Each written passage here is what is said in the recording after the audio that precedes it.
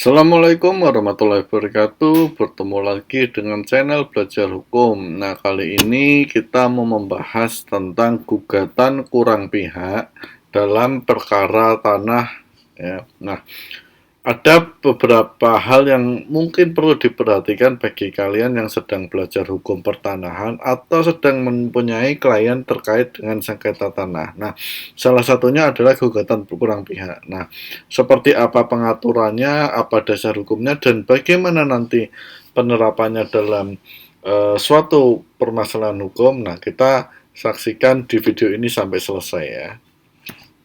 Nah, sebelumnya saya mau disclaimer dulu. Yang pertama adalah video ini hanya untuk tujuan edukasi atau berbagi pengalaman saja.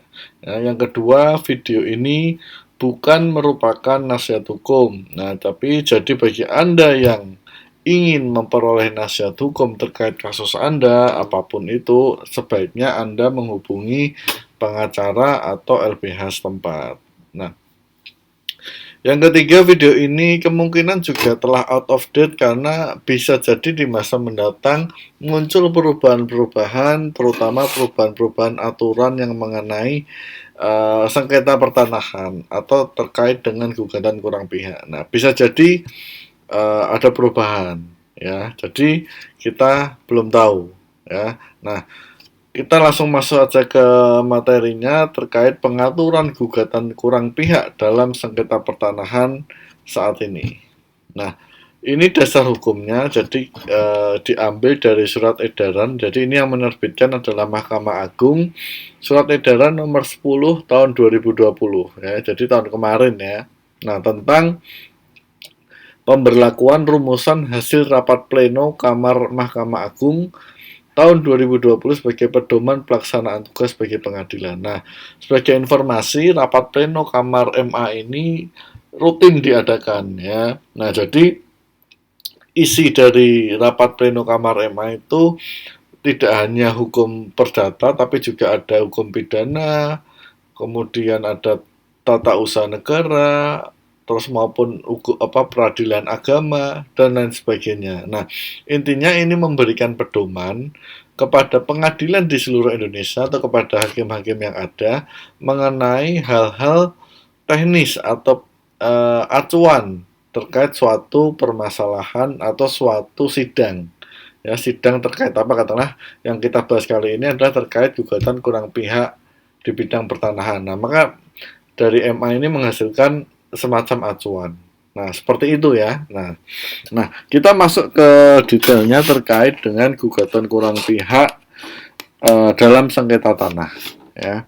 Nah, gugatan terhadap kepemilikan tanah yang sudah bersertifikat atas nama penjual, jual beli di mana dilaksanakan di hadapan PPAT, maka penggugat yang tidak menarik penjual sebagai pihak bukan merupakan gugatan kurang pihak. Nah, ini aturan baru atau pedoman baru. Artinya, kalau dulu kan biasanya ketika ada sengketa tanah, kita selalu menarik pihak tergugat banyak, yaitu salah satunya penjual. Nah, sekarang kalau penjualnya itu megang dokumen atau sertifikatnya itu berdasarkan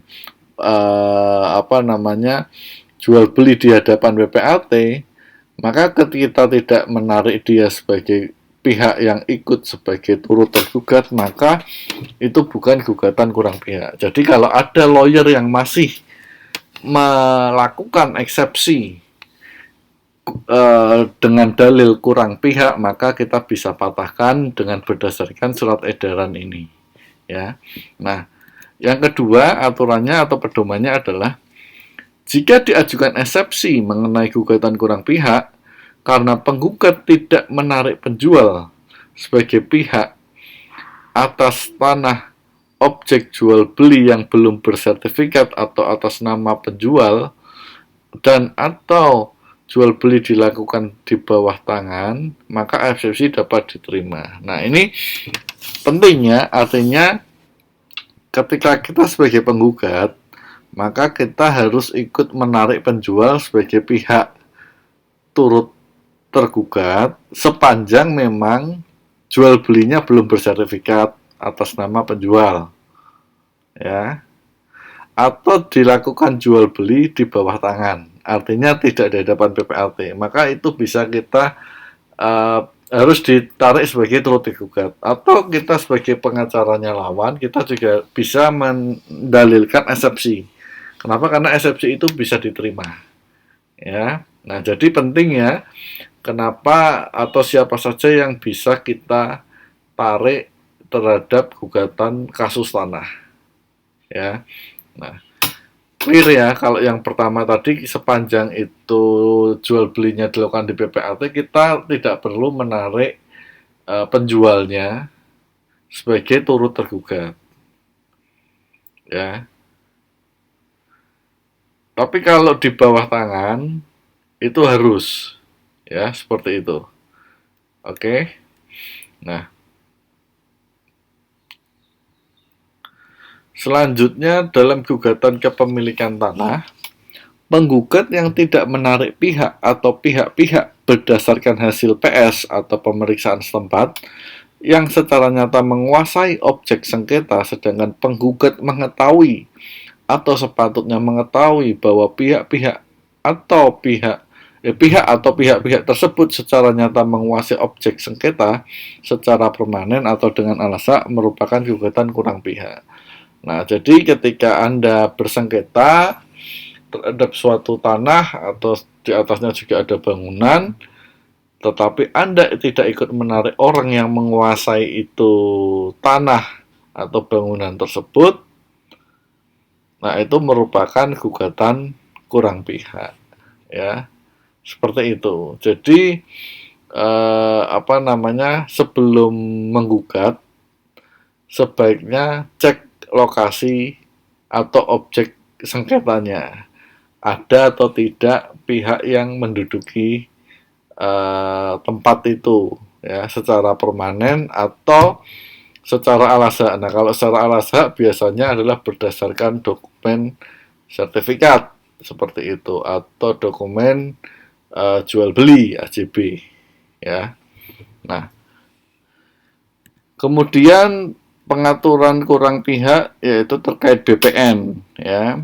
Kriteria BPN harus ditarik sebagai pihak yang terdapat dalam hal terdapat sertifikat ganda atas sebagian atau keseluruhan luas tanah objek sengketa, antara lain jika dalam petitum meminta pengadilan menjatuhkan putusan mengenai perbuatan hukum tertentu atau sertifikat, maka BPN harus ditarik sebagai pihak, ya. Jadi intinya kalau petitumnya minta BPN untuk melakukan suatu upaya hukum, suatu tindakan hukum, suatu perbuatan hukum, katakanlah melakukan balik nama atas suatu sertifikat sengketa, itu contoh perbuatan hukum, maka BPN harus ikut ditarik.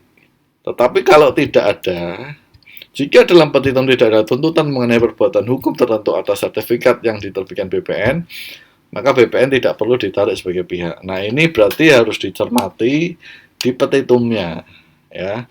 Artinya ketika membuat gugatan, petitumnya seperti apa. Nah, kita katakanlah sebagai pengacara lawan, kita harus seksama melihat petitumnya. Dia ngikutin BPN atau tidak, seperti itu. Kalau ngikutin BPN, turut tergugatnya BPN, lihat petitumnya ada nggak yang mewajibkan BPN melakukan perbuatan hukum, ya, seperti itu.